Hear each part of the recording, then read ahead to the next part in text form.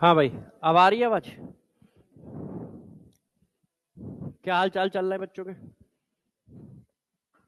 पढ़ाई लिखाई सब मस्त चल रही है?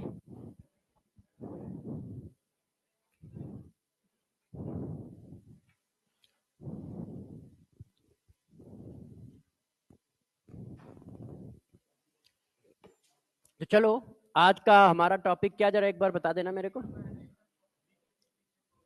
Heat of ionisation of weak acid weak base.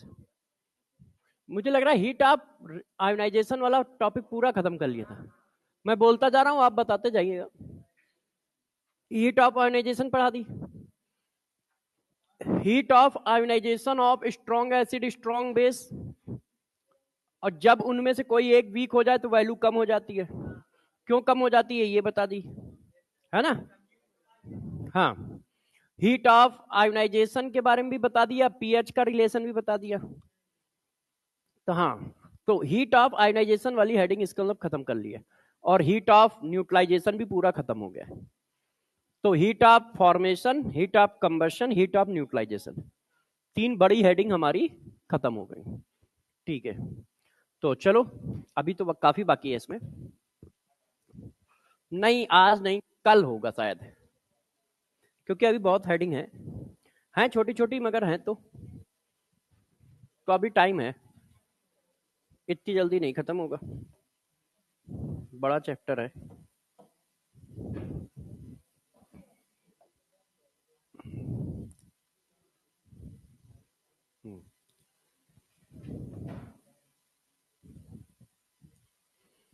तो हीट ऑफ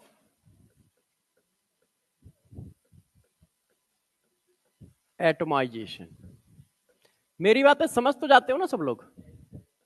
तो बस ठीक है, अकेले मैं ही तो नहीं समझ रहा हूं।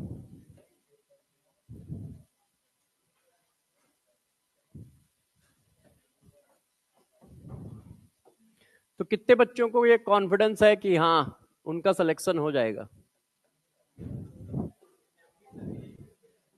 हाँ, एमडी सर भी यही पूछे थे। अच्छा। तो कॉन्फिडेंस में कमी क्यों है? मान लो 4-6 लोग हाथ खड़ा कर रहे हैं, तो कमी क्यों है? हम्म हाँ, नहीं, मेरे को तो हर बच्चे पे कॉन्फिडेंस है, क्योंकि मुझे आइडिया ये है कि हर बच्चे का ही सिलेक्शन होता है, किसी और का नहीं होता है। और बच्चे आप हो तो आपका सिलेक्शन हो सकता है। बस ये है कि आप मेहनत भी कर रहे हो, ऐसा भी नहीं कि कोई बच्चा ऐसा है कि जो मेहनत नहीं कर रहा है। बस मेहनत कितनी करनी है और कितने समय में करनी है, मेन फंसा हुआ मामला यहाँ है। ठीक है, कि इतने समय में क्या हम इतनी मेहनत कर पाएंगे कि 650 के ऊपर निकल जाए? बस, ऐसा नहीं कि वो मेहनत नहीं करेगा, आज नहीं करेगा तो अगले साल करेगा, अगले साल करता है, मगर इसी समय कर ले तो ज्यादा अच्छा है। तो ये है, तो बच्चे बेचारे मेहनत तो करते ही हैं, ऐसा नहीं है, मगर प्रॉब्लम ये है कि उतने समय में उतनी मेहनत करनी है कि 650 बन जाए। नहीं तो मेहनत एडिटिव प्रॉपर्टी है, आप ऐड करते जाते हो करते जाते हो करते जाते हो तो नंबर तो बढ़ते चले ही जाते हैं, ऐसा थोड़ी होता है। और मेहनत एडिटिव प्रॉपर्टी है, तभी टीचर का ये होता है कि हाँ यार, ये 10 साल से पढ़ा रहा है, ये 5 साल से पढ़ा रहा है, ये 20 साल से पढ़ा रहा है। ठीक है, तो हर क्वेश्चन आंखों के सामने से निकल चुका होता है जो तुम सोच सकते होगे, या जो तुम पूछोगे वो हर क्वेश्चन हजारों बार किसी ने बच्चे ने हमसे पूछ ही रखा होगा। रेयर होगा कि ऐसा कोई क्वेश्चन तुम पूछो जो कोई दूसरे बच्चे ने कभी पूछा ना हो। क्यों? इतने सालों में इतने सारे बच्चे निकले, और बच्चे एक से एक होते हैं, बहुत अच्छे अच्छे होते हैं, तो वो सारे डाउट पूछ डालते हैं, उन्होंने सारे डाउट पूछ रखे होते हैं। तो जो आप पूछ रहे होते हो या जो हम बता रहे होते हैं वो हजारों बार हो चुका होता है। तो मेहनत एडिटिव प्रॉपर्टी है, तुम ऐड करते जाओगे करते जाओगे करते जाओगे तो काम होता जाएगा। मगर प्रॉब्लम ये है कि एडिटिव तो है, मगर तुम्हारे पास टाइम लिमिट लगा दी गई है कि ये सारा काम आपको मई तक कर लेना है, पेपर से पहले कर लेना है। उतनी एडिटिव प्रॉपर्टी मतलब उतना ऐड कर लेना जिससे 650 नंबर आ जाए। नहीं तो 650 नंबर आज नहीं तो कल आ जाएंगे, कल नहीं तो 2032 में आ जाएंगे, किसी के आ ही जाएंगे, क्योंकि ऐड हो रहा है। मगर प्रॉब्लम ये है कि हमें 2025 तक जाना है, 32 तक नहीं जाना है ना? तो इसलिए थोड़ी मेहनत ज्यादा लगेगी, ताकत ज्यादा लगेगी, रिवीजन ज्यादा लगेगा, और ये सारे बच्चे करते हैं, बस आपको भी करना है। और सबको करना है, और ये कर ले जाओगे, ऐसा कुछ बड़ा काम नहीं है, अच्छा है, बड़ा है, मगर तुम कर लोगे, क्योंकि तुम में इतना पोटेंशियल होता है। इतना पोटेंशियल हम लोगों में नहीं है। यदि हम लोगों से कोई कह देना कि सुबह शाम तक आपको 6 घंटे पहले बैठ के पढ़ना है, फिर 6 घंटे पढ़ाना है, फिर और सारे काम करना है, तो हम लोग नहीं कर पाएंगे। अब वो एनर्जी लेवल, वो इतना मतलब जोश नहीं रह गया है। ये सारा काम बच्चे ही कर सकते हैं। जब हम थे तो हम भी करते थे, मगर अब नहीं कर सकते। आप देखो बच्चे 6 बजे 7 बजे उठते हैं, ठीक है, कोचिंग करते हैं, ट्यूशन करते हैं, स्कूल करते हैं, सारे तरह के होमवर्क करते हैं, गालियां भी सुनते हैं गार्जियन से लेके टीचर तक, और सब बर्दाश्त करने के बाद शाम को हंस के सोते हैं। तो ये जो टैलेंट है ये उसी एज में आता है, इस एज में नहीं आ पाता है ना। तो आप लोग कर सकते हो, आप में इतनी एनर्जी होती है कि आप 24 घंटे भी मेहनत करने के बाद थकते नहीं हो, तो आप सब लोग ये सारे काम कर सकते हो। इसमें कहीं दो राय नहीं कि आपको लगेगा नहीं यार आप नहीं कर सकते हो, आप कर सकते हो। आप में पोटेंशियल है, सेल्फ बिलीव रखो और मेहनत करते चले जाओ।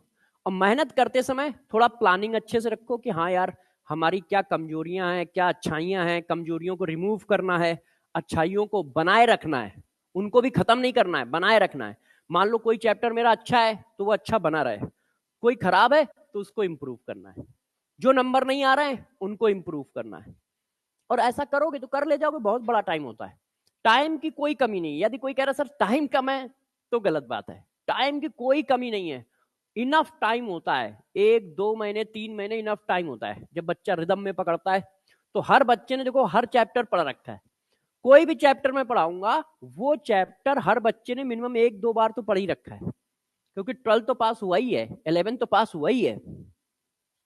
तो ऐसा नहीं है कि उसने पढ़ा नहीं है, उसने पढ़ रखा है, बस उसको एक लेबल चाहिए, क्लियरिटी चाहिए और प्रैक्टिस चाहिए। तो आप लोग करते रहो और डरो नहीं, अपने पे बिलीव रखो, ठीक है। सिलेक्शन तुम्हारा तुम्हारा ही होगा और किसी का नहीं होगा, ठीक है। तो पढ़ाई करो फिर, क्योंकि डर से आगे निकलना है तो पढ़ना पड़ेगा। हाँ पूछो पूछो, 1 मिनट उसका क्वेश्चन पूछो।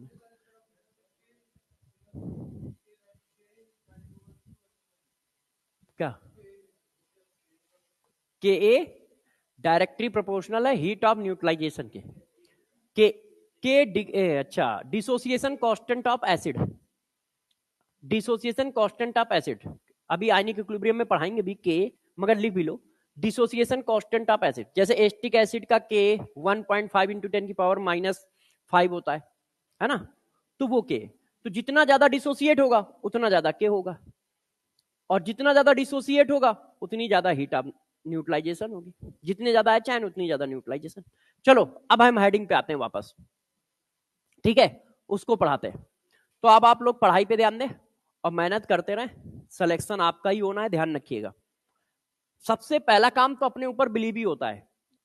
मैंने बहुत सारे बच्चे देखे हैं, मतलब इतने बच्चे देखे हैं, और मैंने हर तरह का बच्चा देखा है। ऐसा भी बच्चा देखा है जो 5 साल में सेलेक्ट हुआ है, ऐसा भी बच्चा देखा है जो 6 महीने में सेलेक्ट हुआ है, ऐसा भी बच्चा देखा है जो 1 साल में भी सेलेक्ट हुआ है। इसका मतलब हर तरह का बच्चा सेलेक्ट हो सकता है, मगर सबको एक चीज की जरूरत पड़ती है, कंटिन्यूटी और सेल्फ बिलीव। क्योंकि जो 5 साल तक कर रहा है वो बिना सेल्फ बिलीव के सर्वाइव ही नहीं कर पाएगा। भाई 1 2 साल में मोटिवेशन खत्म हो जाता है, डिमोटिवेशन आने लगता मेरा नहीं होगा, हम में क्षमता नहीं है, हमारे बस की बात नहीं है। तो वो उसने दुनिया जहान से लड़ के 5 साल तक प्रिपरेशन की होगी। क्यों? घर वाले भी ताने मारते होंगे, भाई घर वाले भी नहीं कहेंगे, ऐसा थोड़ी है कि कोई घर वाला सपोर्ट कर रहा होगा कि नहीं यार 5 साल से तुम्हारा हो नहीं रहा है, तो डांटते तो होंगे ही, दोस्त यार रिश्तेदार घर वाले, ठीक है, टीचर, सब उसको बोलते होंगे। मगर उन सबसे लड़ता हुआ वो अपने में मगन है। और क्यों है? क्योंकि उसको अंदर से अपने लिए सेल्फ बिलीव है कि नहीं यार मैं मेहनत कर रहा हूं तो आज नहीं तो कल मैं निकालूंगा, और वो निकालता है। और जब निकालता है तो सब लोग उसको अच्छा बोलने लगते हैं, उससे पहले सब लोग उसको खराब बोल रहे थे, और सब लोगों में सबसे ज्यादा गार्जियन ही है ना। वो बात अलग है कि वो प्यार उसमें शामिल होता है, गार्जियन की डांट में प्यार शामिल होता है, ठीक है, मगर हाँ है तो वही। मगर उस बच्चे को तो प्यार शामिल है, मगर बच्चे को प्यार थोड़ी दिखता है, वो तो डांट ही दिखती है ना। तो वो किस तरह से अपने को समेटे हुए मेहनत करता चला जाता है। हम ही है, हम लोग भी देखो, आप लोग कुछ कहते भी है, कभी डांटते भी हैं, तो वो सब बच्चे को सहना तो पड़ ही रहा है ना यार। वो इतनी मेहनत करके जगह, पता चला सुबह क्वेश्चन नहीं निकला, मैंने उसको लपेट दिया, तो उसने कहा यार मैं तो यार जाल लगाए पड़ा हूँ, सर कह रहे तुम पढ़ते ही नहीं हो, निकम्मे हो, नाकारा हो। तो उन सारी चीजों से वो लड़ता है और पढ़ता है। तो आप सब लोग सेलेक्ट हो गए, ठीक है, अपने पे बिलीव रखो, मेहनत करते चले जाओ, और यही एक कुंजी है, समझ लीजिएगा।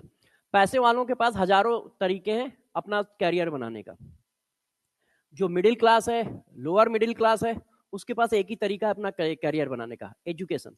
इसीलिए दुनिया में सब एजुकेशन लेते हैं, नहीं तो एजुकेशन से कुछ नहीं मिलता है। एक ऐसी चीज बता दो जिससे तुम्हें लगता है कि नहीं, यदि हम एजुकेटेड नहीं है तो हमारी लाइफ में ये प्रॉब्लम आ जाएगी।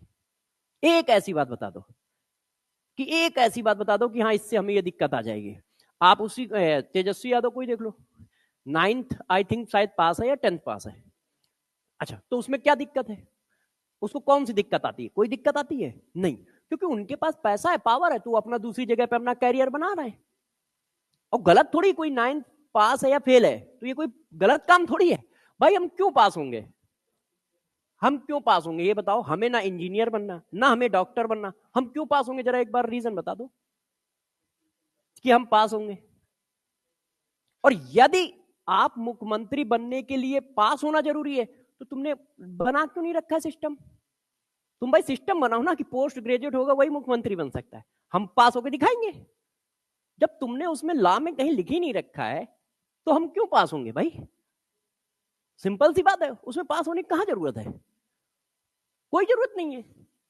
तो प्रॉब्लम यही है, तो उसमें किसी गलती नहीं है। भाई हमें इंजीनियर नहीं बनना, डॉक्टर नहीं बनना, टीचर नहीं बनना है, तो हम क्यों पढ़ेंगे? तो हम सबको यही बनना है, इसलिए हम सब पढ़ रहे हैं। तो पढ़ाई कोई ऐसी चीज नहीं है कि नहीं यार उस पढ़ना चाहिए ऐसा कुछ है। मगर बचपन में हमको इसीलिए सिखाया जाता है क्योंकि हमें पता है ना कि हम तो मिडिल क्लास में या लोअर मिडिल क्लास में, तो हमको बचपन से ही पढ़ाई की आदत डाली जाती है कि भाई तुम पढ़ोगे नहीं तो तुम्हारे पास करियर बनाने के दूसरे रास्ते नहीं है। तुम्हारे पास पैसा नहीं है कि तुम बिजनेस कर पाओगे। और जिनके पास पैसा है वो बिजनेस करते हैं, मगर वो भी बहुत इजी काम नहीं होता है। आप सोचो नहीं वो इजी है, वो बहुत आसानी से कर ले जाते हैं, ऐसा भी नहीं है। पैसे से पैसा बनाना भी बहुत टफ काम होता है, सारे लोग नहीं कर पाते। उनके 2 लड़के हैं ना शायद, जितना मुझे याद है, लालू यादव को, तो एक कहां कर पा रहा है? हाँ, एक कर पा रहा है, एक नहीं कर पा रहा है। तो टैलेंट तो हर जगह लगता है। दुनिया क्या कहती है वो सब छोड़ो, टैलेंट तो हर जगह लगता है। नहीं तो दोनों के लिए उतनी ही तो अपॉर्चुनिटी है पार्लर में, दोनों को उतनी अपॉर्चुनिटी है, मगर एक बना पा रहा है, एक बेचारा नहीं बना पा रहा है।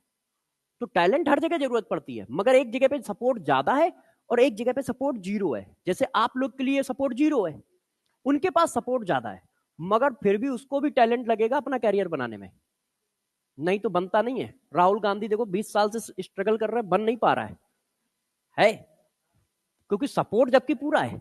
उसमें अखिलेश यादव ने बना लिया, तेजस्वी यादव ने बना लिया, भाई वो लोग तो बना लेंगे ना, वो तो वन मैन आर्मी है ना, कि अब उनके नाम पे उनकी पार्टी चलती है, दूसरों के नाम पे नहीं चलती है, तो वो लोग बना लेंगे अपना कैरियर। तो हर जगह मेहनत लगती है, ऐसा नहीं कि कोई कहते यार अखिलेश यादव ने मेहनत नहीं की होगी, तेजस्वी यादव ने मेहनत नहीं की होगी। यदि मेहनत नहीं की तो बनाया कैसे?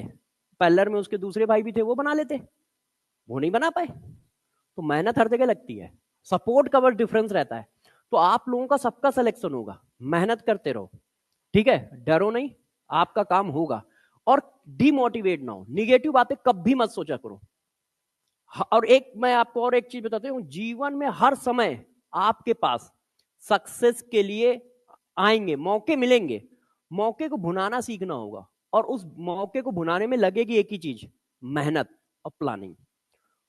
आज यदि हम मेहनत नहीं कर पाएंगे तो आगे जो हमारे काम आएंगे उनमें भी हम नहीं कर पाएंगे। तो बहुत छोटे वाले काम में मेहनत करके हम सक्सेस हो पाएंगे, क्योंकि हमें उतनी मेहनत करनी आती है। तो ध्यान रखो, सक्सेस ऐसा नहीं कि हम इंजीनियर नहीं बनेंगे तो कुछ होगा ही नहीं, ऐसा भी कुछ नहीं है। डॉक्टर नहीं बनेंगे तो कुछ होगा ही नहीं, ऐसा भी कुछ नहीं है। मगर हर बार तुम्हें जब भी किसी भी तरह की सक्सेस की रिक्वायरमेंट होगी तो उसमें मेहनत शामिल होगी, उसमें प्लानिंग शामिल होगी। बिना उसके कुछ नहीं मिलेगा, बिना उसके कुछ नहीं मिलेगा। देखो सचिन तेंदुलकर का लौंडा आज तक मैच नहीं खेल पाया, नेशनल इंटरनेशनल छोड़ो, नेशनल नहीं खेल पा रहा है, और जबकि सपोर्ट बहुत हाई लेवल का है। क्यों? क्योंकि भैया अपनी मेहनत से काम होता है ना, दूसरों की मेहनत से थोड़ी होता है। कैसे खेल पाए? टैलेंट चाहिए, और टैलेंट है नहीं, और टैलेंट नहीं है तो कितना कर पाओगे? तो तुम में टैलेंट है, सब कुछ है, तुम मेहनत करो, होगा। और कहो नहीं, बहुत बच्चे तो इसी में रोया धोया करते हैं कि नहीं यार उनके पास सब कुछ था इसलिए वो सेलेक्ट हुए। ऐसा कोई नहीं है, उसके पास सब कुछ है फिर भी वो यदि सेलेक्ट हो रहा है तो वो अपनी मेहनत से ही हो रहा है। नहीं तो दुनिया में हजारों लाखों करोड़ों लोग हैं जिनके पास सब कुछ है मगर वो डॉक्टर नहीं बन पाते, डॉक्टर नहीं बन पाते। एक मैं कहानी आपको बताऊं, एक डॉक्टर थे, हस्बैंड भी डॉक्टर वाइफ भी डॉक्टर, और हॉस्पिटल भी था और बहुत सारी प्रॉपर्टी थी। मतलब मैं ये बात कहानी आपको बता रहा हूँ 2011 के आसपास की। और उस समय उनके पास 200-300 करोड़ रुपए हुआ करते थे, मतलब 2-3 हॉस्पिटल चलते थे, 4-6 होटल चलते थे, ठीक है। अब उनका लड़का यदि मर्सिडीज से पढ़ने आता हो, दिल्ली कहां से, वहां से हरियाणा के किसी स्टेट सिटी से, तो ड्राइवर लेके आता था मर्सिडीज से उसको पढ़ाने। और उनका कहना बस इसको डॉक्टर बना दो, इंजीनियर बना दो, वो जेई में थे। हमने कहा भाई दोनों लोग डॉक्टर हो मगर इंजीनियर क्यों बनाना चाहते हो? कहते नहीं यार ये 24 घंटे का काम है, इसमें 24 घंटे रहते तो मैं इसको आईआईटीएन बनाना चाहता हूँ। अब वो आईआईटीएन मटेरियल था नहीं, मगर उसके पैसे के लिए थे कि ये रखा है बैग, तुम मेरे बच्चे को अकेले घर में पढ़ा दो, जो मनो ले लो। तो मैंने कहा प्रभु मैंने उनको समझाया, मैंने कहा उसमें उस पर थोड़ा पढ़ाई भी लगती है, मेहनत करता था, मगर आईआईटी में क्या है थोड़ा सा अलग टाइप का दिमाग चाहिए होता है मेन एडवांस के लिए, है ना। उसका क्वेश्चन आएगा, छोटा सिलेबस होता है, आईआईटी एडवांस का सबसे छोटा सिलेबस होता है, मेन से भी छोटा होता है, पता होता है क्वेश्चन इसी इलाके से आना है, मगर क्वेश्चन थोड़ा क्वेश्चन होता है, तो वो नंबर ग्रिप करना थोड़ा टफ होता है। तो उसका नहीं निकला। हम लोग को तो आइडिया था क्योंकि पढ़ाते पढ़ाते इतना तो आइडिया होता था, मगर उनके पास उन्होंने पूरा पैसा झोंक रखा था कि नहीं ये लो पैसे, सर आप अपनी नौकरी छोड़ो, ये पैसे लो, इंडिविजुअल बैठा के पढ़ा लो, आप रहना खाना गेस्ट हाउस होटल सब है, और ये लो कैश पकड़ो करा दो। तो हमने कहा यार वो अपनी जगह सही है, उनका प्यार है बच्चे के साथ। तो मैंने कहा आप जितना मैं अकेले पढ़ाऊंगा उतना ही क्लास में पढ़ाता हूँ, उतना ही क्लास में पढ़ाता हूँ, क्लास में मैं ज्यादा पढ़ाता हूँ। उसका रीजन है अकेले में जो आपका बच्चा डाउट पूछेगा वो बताऊंगा, मैंने उनको समझाया अकेले में आपका जो बच्चा डाउट पूछेगा वो बताऊंगा, क्लास में जो 100 बच्चे डाउट पूछेंगे वो बताऊंगा, तो उसको ये भी समझ में आ जाएगा कि ये भी डाउट हो सकता था, ये भी चीज पूछी जा सकती थी। तो क्लास में बच्चा ज्यादा सीखेगा, अकेले में कम सीखेगा। तो मैंने कहा आपके पैसे भी खर्च होंगे और कम सीखेगा, और पैसे आप मुझे दे दोगे मैं रख लूंगा, मगर अकेले में मैं कम सिखा पाऊंगा, क्लास में ज्यादा सिखा पाऊंगा। आप उसको क्लास में ही भेजो यदि आप चाहते हो कि नहीं सीख जाए, होगा नहीं होगा वो बात अलग है, मगर सीख जाए तो फिर उसको क्लास में भेजो। क्योंकि क्लास में कोई चीज आप नहीं पूछ पा रहे हो, आप नहीं समझ पा रहे हो कि यार ये ऐसे भी खेला जा सकता है इसके साथ, तो ये तो समझ पा रहे हैं, तो ये तो पूछेंगे, वो पूछेगा वो पूछेगा वो पूछेगा, तो सब्जेक्ट ज्यादा खुलता है क्लास के अंदर, अकेले में ज्यादा सब्जेक्ट नहीं खुलता है। इसीलिए क्लास पढ़ाना ज्यादा टफ होता है कि हाँ यार 100 बच्चों की क्लास है तो पढ़ाना टफ है। क्यों? क्योंकि 100 बच्चों की क्लास है, 100 बच्चों के दिमाग हैं, और दिमाग एज का मोहताज नहीं होता है, वो कितनी भी तेज चल सकता है, तो बच्चों की क्वालिटी होती है। तो चलो आप लोग बिल्कुल डरे नहीं, ठीक है, मेरी कोशिश है कि आप लोगों को बिल्कुल मोटिवेट रखूं, आप कर सकते हो ये मैं कह रहा हूं। और इसका रीजन यही है कि इतने सारे बच्चों को देख रखा है, वो सब करते हैं और निकलते हैं, तो आप भी निकलोगे। मगर हाँ आपको डटे रहना है, डिमोटिवेट नहीं होना है, टाइम बर्बाद नहीं करना है, डटे रहना है, लास्ट तक लड़ाई लड़ो, जीतोगे, इसमें कोई डाउट नहीं है। चलो अब हम पढ़ाई की बात करते हैं। अब देखो हीट ऑफ एटमाइजेशन क्या है, जरा गौर से समझिएगा, एक एक सेकंड में चीजों को खत्म करेंगे, ठीक है। पॉइंट पे फोकस रखिएगा कि पढ़ा क्या रहा हूं, चीजें बहुत सारा होता है, बस आपको ये पता होना चाहिए कि उसको रिप्रेजेंट कैसे करना है, उसको बताना कैसे। अब देखो हीट ऑफ एटमाइजेशन में दिक्कत कहां आती है बच्चों को, सबसे पहले इसके प्रोसेस को समझो। हीट ऑफ एटमाइजेशन जो होता है वो प्रोसेस होता है नेचुरल फॉर्म से, इस पर क्वेश्चन आ चुका है एक बार, नेचुरल फॉर्म से गैसियस एटम तक जाना। पहले तो इस प्रोसेस को समझो कि कहां से कहां तक के जाने को हीट ऑफ एटमाइजेशन कहते हैं। नेचुरल फॉर्म का मतलब जिस फॉर्म में वो एग्जिस्ट करता है। देखो हाइड्रोजन के केस में ये हीट ऑफ एटमाइजेशन रिएक्शन है, हाइड्रोजन के केस में ये हीट ऑफ एटमाइजेशन रिएक्शन है, आयोडीन के केस में ये हीट ऑफ एटमाइजेशन रिएक्शन है। तो बच्चों को यही नहीं समझ में आता है कि यार हीट ऑफ एटमाइजेशन रिएक्शन बोले किसको, और इस पर एक क्वेश्चन आ चुका है। तो हीट ऑफ एटमाइजेशन का मतलब है नेचुरल फॉर्म से गैसियस एटम फॉर्म में जाना। अब नेचुरल फॉर्म सबका अलग अलग हो सकता है, ये वाला पार्ट तो फिक्स है कि सबको गैस एटम बनाना है, मगर लेफ्ट वाला पार्ट कुछ भी हो सकता है, क्योंकि नेचुरल फॉर्म से गैसियस एटम तक जाना है। तो नेचुरल फॉर्म से गैसियस एटम तक जाने के प्रोसेस को हीट ऑफ एटमाइजेशन कहते हैं। और सबका नेचुरल फॉर्म अलग अलग है। इसका गैस था तो गैस से गैस गए, इसका सॉलिड है सॉलिड से सॉलिड गए। और ये देखो जैसे मेटल है, मेटल का सॉलिड है, और ये देखो मेटल गैस गए, ये देखो है।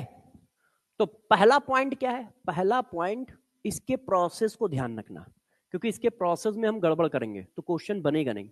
हीट ऑफ एटमाइजेशन का मतलब क्या है? नेचुरल फॉर्म से गैस एटम तक जाना। पहला पॉइंट ये, कहां से? नेचुरल फॉर्म से गैस एटम तक जाना। अब बात आई डिफिनीशन की, तो डिफिनीशन का वही काम है, सब कुछ एक मोल के लिए चलेगा। एक मोल गैसियस एटम फॉर्म करना है, मगर किससे? उसके नेचुरल फॉर्म से। एक मोल गैसियस एटम फॉर्म करने में जो एनर्जी देनी पड़ेगी, प्रोसेस एंडोथर्मिक होगा। क्यों? या तो फिजिकल स्टेट चेंज करोगे या बॉन्ड ब्रेक करोगे, और इनमें से दोनों में एनर्जी देनी पड़ती है। बॉन्ड ब्रेक कर रहे हो तो भी एनर्जी देनी पड़ेगी, फिजिकल स्टेट चेंज कर रहे हो तो भी एनर्जी, जैसे इसमें सिर्फ फिजिकल स्टेट चेंज हो रहा है तो भी एनर्जी देनी पड़ेगी। तो ये प्रोसेस एंडोथर्मिक है। तो 2 पॉइंट निकल के आए। प्रोसेस क्या है? नेचुरल फॉर्म से गैस एटम तक जाना। प्रोसेस कैसा होगा? एंडोथर्मिक होगा। अब डिफिनीशन में क्या है? एक मोल गैसियस एटम फॉर्म करना है, किससे? उसके नेचुरल फॉर्म से। एक मोल गैसियस एटम फॉर्म करना है उसके नेचुरल फॉर्म से। उसमें जितनी एनर्जी दोगे उसी का नाम रखा जाएगा हीट ऑफ एटमाइजेशन। तो हीट ऑफ एटमाइजेशन क्या हुई? देखो, total amount of heat required, इसका मतलब ये एंडोथर्मिक प्रोसेस है। Required to formation of 1 mole of gaseous atom by its elemental form या natural form।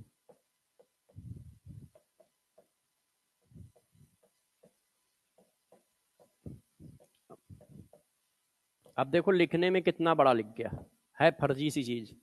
एक मोल गैसियस एटम बनाना है, किससे बनाना है? उसके नेचुरल फॉर्म से। ठीक है, एक मोल गैसियस एटम बनाना है, किससे बनाना है? उसके नेचुरल फॉर्म से। तो नेचुरल फॉर्म से गैसियस एटम तक जाना हीट ऑफ एटमाइजेशन है। अब हमेशा ध्यान रखना, एक मोल गैसियस एटम फॉर्म होना चाहिए, इसी वजह से ये आधा पौना लगा रखा है मैंने, नहीं तो रिएक्शन हमेशा होल नंबर में बैलेंस होती है। तो आधा पौना इसलिए लगा रखा है क्योंकि मुझे हीट ऑफ एटमाइजेशन रिएक्शन लिखनी है। तो हर जगह पे एक मोल एटम है कि नहीं? क्लियर है? सबको समझ में आ रहा है कैसे किया मैंने? तो अब न्यूमेरिकल क्वेश्चन जो बनेंगे वो तो निकाल लोगे, उसमें ज्यादा दिक्कत नहीं आती। क्यों? उस तरह के हजारों क्वेश्चन हम लगातार करते आ रहे हैं। एक मोल की एनर्जी दी है, आधे मोल की, पौने मोल की, तो आप बना ही लोगे। अब जरा यहां पे एक और बात ध्यान दो, मेटल के केस में जरा देखो क्या लिखा है। सॉलिड से गैस में जाना, इसी प्रोसेस को आप सब्लिमेशन भी कहते हो, है ना? सॉलिड से गैस में जा रहे हो डायरेक्ट, और इसी प्रोसेस का नाम सब्लिमेशन होता है। तो मेटल के केस में हीट ऑफ एटमाइजेशन और हीट ऑफ सब्लिमेशन दोनों इक्वल होती है। सब केस में इक्वल नहीं है। क्यों? ये सॉलिड से गैस ये भी जा रहा है, मगर इसमें बॉन्ड भी ब्रेक करना पड़ेगा, इसमें फिजिकल स्टेट चेंज है। तो अब इस पॉइंट को हम नोट डाउन में डालते हैं। ये क्या हो रहा है? देखो, मेटल सॉलिड के केस में हीट ऑफ एटमाइजेशन इक्वल होगी हीट ऑफ सब्लिमेशन के। फॉर एग्जाम्पल ये देखो, मेटल सॉलिड है, मेटल गैस में गया, इसी प्रोसेस को बोला जाता है सब्लिमेशन। आवाज नहीं करो यार, नहीं तो भूल जाऊंगा। इसी प्रोसेस को बोला जाता है हीट ऑफ एटमाइजेशन। तो स्टेट सेम है, स्टेट सेम है, तो इंथैल्पी एक स्टेट फंक्शन है, तो वैल्यू भी सेम आएगी। दोनों में initial state final state fix, तो इनिशियल और फाइनल फिक्स है, तो वैल्यू भी क्या होगी, सेम। तो heat of atomization metal solid के केस में, मैंने मेटल क्यों नहीं लिखा है, क्योंकि एक आध मेटल हमारा लिक्विड भी है, तो पता चला वो मुझे फंसा ले जाए, है ना, कि हमारा मरकरी है, सीजीएस है, वो दोनों ही लिक्विड है, तो पता चला वहां पे खेल गया मेरे साथ। तो इसलिए ध्यान रखना मेटल सॉलिड के केस में, इन जनरल सारे मेटल सॉलिड है, इसलिए कहीं कहीं स्टेटमेंट ऐसा लिखा होगा कि मेटल के केस में हीट ऑफ एटमाइजेशन और हीट ऑफ सब्लिमेशन दोनों इक्वल होते हैं। तो वो ऐसा क्वेश्चन देगा, इनमें से किस एलिमेंटल पार्टिकल के केस में या इनमें से किस स्पीसीज के केस में हीट ऑफ एटमाइजेशन और हीट ऑफ सब्लिमेशन इक्वल है। तो आपको ये बात ध्यान देनी पड़ेगी। क्लियर है, बात समझ गए सब लोग? अच्छा, अब देखो इस पर जरा थोड़ा क्वेश्चन डालते हैं कि हाँ क्वेश्चन कैसे कैसे बन सकते हैं। देखिए,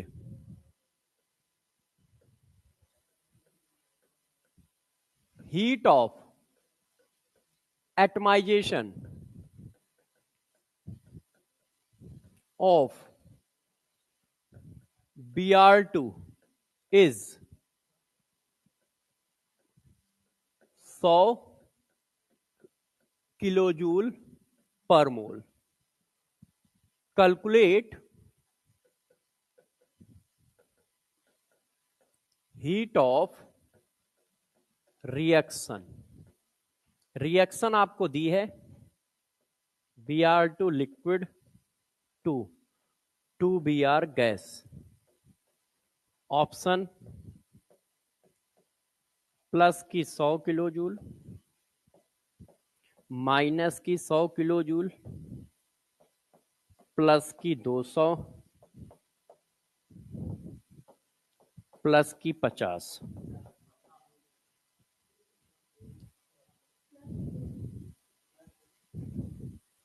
तो अब डिफिनीशन यदि नहीं आती है हीट ऑफ एटमाइजेशन की, तो तुम क्वेश्चन ही नहीं निकाल सकते हो। और जबकि बहुत इजी है, मगर ये बहुत टफ भी है। जिसको डिफिनीशन नहीं आती उसका क्वेश्चन निकलेगा ही नहीं, उल्टा खड़ा हो जाए, वो गलत सलत निकालेगा। अब जरा देखो बच्चों, हीट ऑफ एटमाइजेशन रिएक्शन क्या है? नेचुरल फॉर्म से गैस एटम जाना, नेचुरल फॉर्म से गैस एटम गया है, मगर साथ साथ में एक और कंडीशन है, 1 मोल गैसियस एटम बनाना है, 2 मोल नहीं बनाना है। तो यदि वो हीट ऑफ एटमाइजेशन दी है तो वो 1 मोल की दी होगी ना, और तुमने इस रिएक्शन में क्या किया है, 2 मोल बनाया है। तो प्रोसेस तो सेम है मगर मोल में खेल गया है। आपकी जो हीट ऑफ एटमाइजेशन की डिफिनीशन है उसके हिसाब से 1 मोल गैसियस एटम बनाने में जो हीट देनी पड़ेगी वो हीट ऑफ एटमाइजेशन है। तो प्रोसेस सही है, नेचुरल फॉर्म से गैसियस एटम जा रहा है, मगर यहां 2 मोल एटम बना है। तो 1 मोल की 100 है, तो 2 मोल की कितनी होगी, 200 किलो जूल। तो आंसर सी आएगा, 50 नहीं आएगा। आप क्या कर रहे हो, इस रिएक्शन की वैल्यू 100 मान रहे हो और फिर इसकी निकाल रहे हो। तो मैं तो हीट ऑफ एटमाइजेशन आप Br2 दे रहा हूं और इस रिएक्शन की पूछ रहा हूं, इसकी दे थोड़ी रहा हूं, इसकी तो पूछ रहा हूं कि इसकी कैलकुलेट करो। हाँ बेटा, Br2 की जगह 100 कर दें इधर। हाँ, तो हीट ऑफ एटमाइजेशन तो किसी मॉलिक्यूल की ही बोलोगे ना, कि जब वो एटमाइजेशन में जाएगा, मतलब एटम बनाएगा, तो इतनी हीट रिलीज करेगा। इसका मतलब ये है, क्योंकि प्रोसेस हमेशा लेफ्ट टू राइट बोला जाता है। तो हम ये कहते हैं कि heat of atomisation of Br2, जब ये एटम बनाएगा तब उसकी वैल्यू ये है। एटम की नहीं बोलेंगे कि heat of atomisation of Br इतनी है ना, वो मॉलिक्यूल के फॉर्म में देगा या तो रिएक्शन लिख के दे देगा। अच्छा, एक क्वेश्चन तो ऐसा आता है, एक क्वेश्चन ऐसा आता है, वो मैं आपको 2 सेकंड बात कराऊंगा, क्योंकि एक और प्रोसेस बताने जा रहा हूं जो डिट्टो लगभग सेम है। देखिए, हीट ऑफ एटमाइजेशन के जस्ट बाद आपकी फेवरेट हेडिंग बॉन्ड इंथैल्पी या फिर बॉन्ड डिसोसिएशन एनर्जी।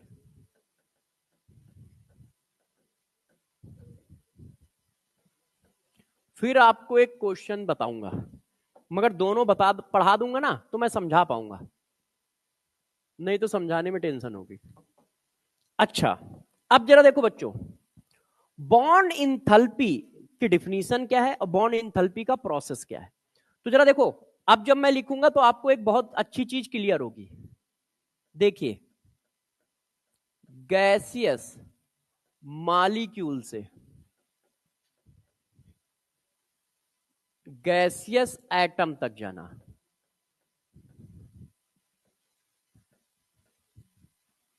वहां पर भी गैसियस एटम तक जाना है, यहां पर भी गैसियस एटम तक जाना है। डिफरेंस क्या है, यहां पे हमेशा मॉलिक्यूल गैस होगा, उसका नेचुरल फॉर्म क्या है उससे हमें मतलब नहीं है, मॉलिक्यूल हमेशा क्या होगा, गैस होगा।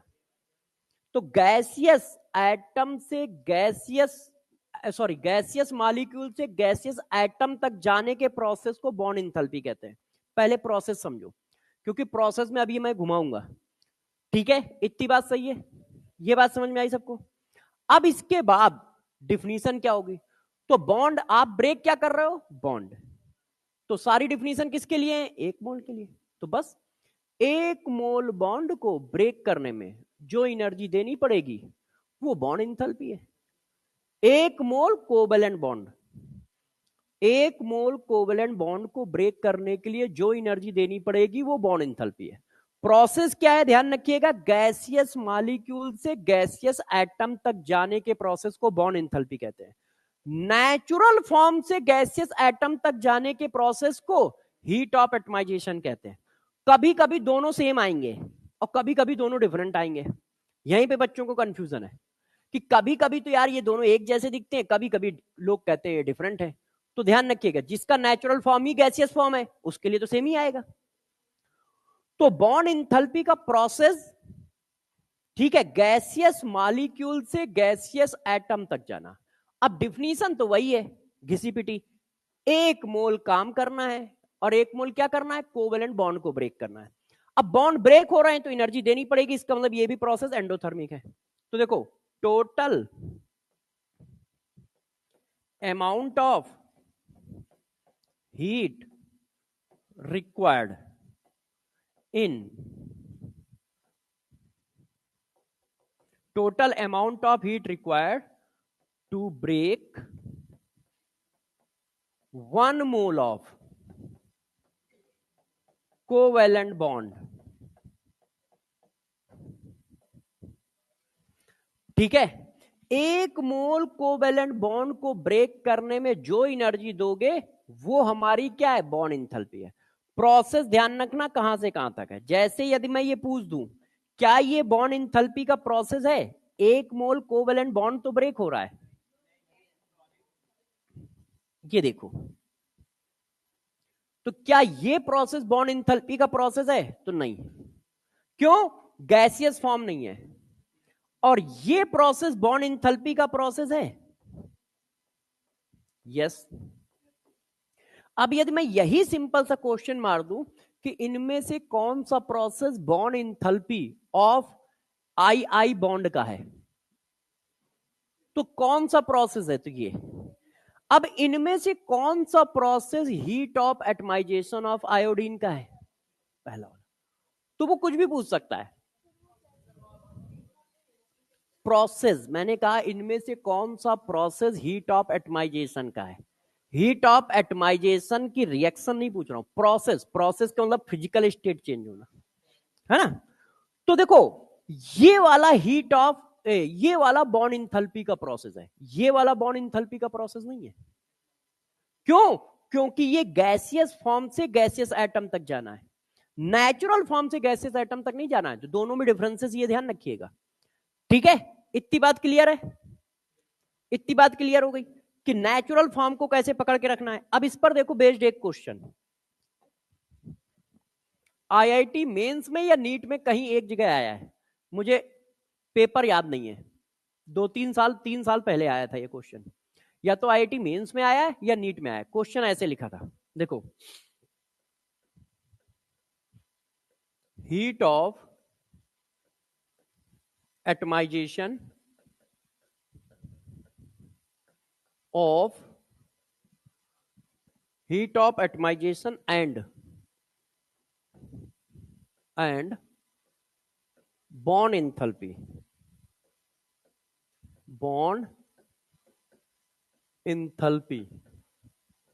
of iodine molecule is plus x kilojoule and y kilojoule. अब देखो पर मोल कहीं नहीं लगा है, इसका मतलब वो एक मोल के लिए बात नहीं कर रहा है। पर मोल लिखा है, जब पर मोल लिखेगा तो एक मोल की यूनिट की चलेगी, तो यहां एक मोल की बात नहीं हुई। Heat of atomization and bond enthalpy of, एक मिनट यहां पे थोड़ा सा मैंने एक पॉइंट मिस कर दिया है। Bond enthalpy of 1 mole of I2 molecule is respectively select correct relation। अब उसने रिलेशन पूछा है, एक उसने पूछा है x is greater than y, एक पूछा है ये, एक उसने दिया है ये, और एक दिया है ये। मान लो एक और भी दिया था, मुझे याद नहीं है, कैन नॉट से। अब पहली बात, ये देखने में क्वेश्चन बहुत इजी है, मगर इसमें इतना ज्यादा इन्वॉल्वेशन है कॉन्सेप्चुअली कि पूछो मत। पहले तो दोनों प्रोसेस पता होना चाहिए, यदि सिर्फ प्रोसेस नहीं पता है तो क्वेश्चन गलत हो जाएगा। क्यों? क्योंकि दोनों की न्यूमेरिकल वैल्यू तो सेम जा रही है, न्यूमेरिकल वैल्यू तो यही जा रही है भाई। 1 मोल आयोडीन की दे रहे हो तो दोनों को जाना तो गैसेस एटम तक ही है, तो यदि प्रोसेस नहीं पता है तो वैल्यू तो यही जा रही है। मगर एक में ये सॉलिड है तो ये हमारा हीट ऑफ एटमाइजेशन प्रोसेस है, और एक में ये गैस है। और जैसे ही ये बात हमें समझ में आ गई तो क्वेश्चन 2 मिनट में सॉल्व हो जाएगा, नहीं तो हमें टेंशन होगी कि करें कैसे। फिर तो तुम 2 मिनट में समझ जाओगे, अब तुम 2 मिनट में समझ जाओगे, क्योंकि तुम्हें पता है पहले सॉलिड से गैस में जाओगे, फिर सॉलिड से एटम में गए, फाइनल स्टेट दोनों का सेम है, फाइनल स्टेट तो सेम है, तो इसका मतलब आप ऐसे ही तो चले होगे, पहले ये गए फिर ये गए। इसकी एनर्जी है बॉन्ड इंथैल्पी जिसकी वैल्यू है y, तो y यहां के यहां तक की है और x यहां से यहां तक की है, तो साफ समझ में आ रहा है x is greater than y, x is greater than y। हाँ